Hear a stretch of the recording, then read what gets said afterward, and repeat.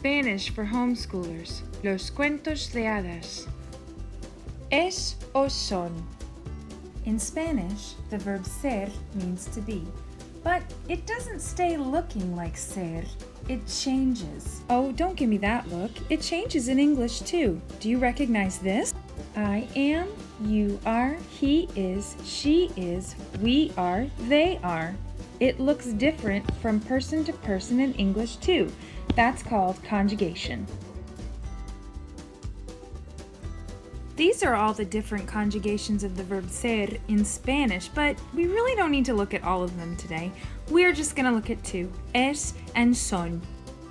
Es is singular and used when there's only one person. Son is plural and is used for more than one person. Let's take a look.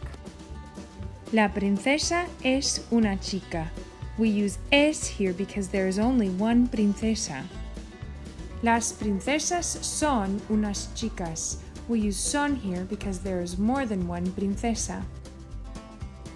El vestido es amarillo. Again, we're going to use es here because there's only one vestido. Los vestidos son amarillos. We use son because there is more than one vestido. Does that make sense? Good.